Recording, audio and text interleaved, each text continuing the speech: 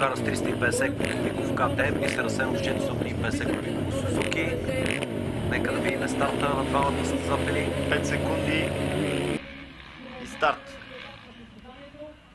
Кольо Карастоянов влиза в първия завой отпред. По-изгодна е вътрешната позиция на старта, наистина. Да, до сега всички стартиращи от вътрешната позиция са взели старта. Тези двама пилоти са представители на републиканския шампионат група Б. Те не са професионалисти, ако мога така да се изразя. По-скоро карат мотокрос с хоби. Така че тук може да имаме също една оспорвана битка. Бисер Асенов е плътно след Кольо Карастоянов. Няма да му е спокойно на Кольо в тази серия.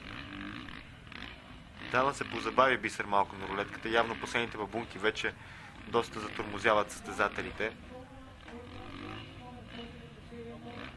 Кольо Карастоянов се връща от тежка контузия на гръбначния стълб. Дълго време той беше извън трасетата, тъй като се възстановяваше.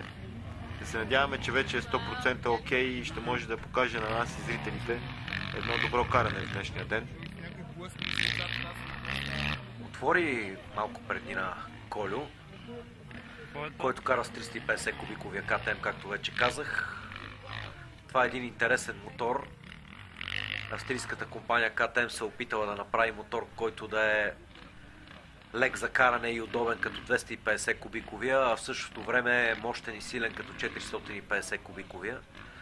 Доколко тази теория работи, само времето може да покаже. Продължава да води Кольо с малка преднина.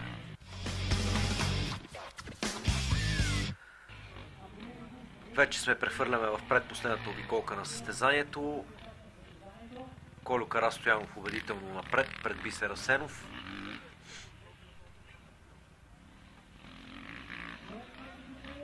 Спокойно върви напред. Финал за Кольо Карастоянов. Не можахме да разберем къде се забави толкова много Бисер Асенов. Явно има някъде проблеми. Да видим дали режисьорите ще ни покажат какво се случи с Бисер. Ето го. Доста е изостанал.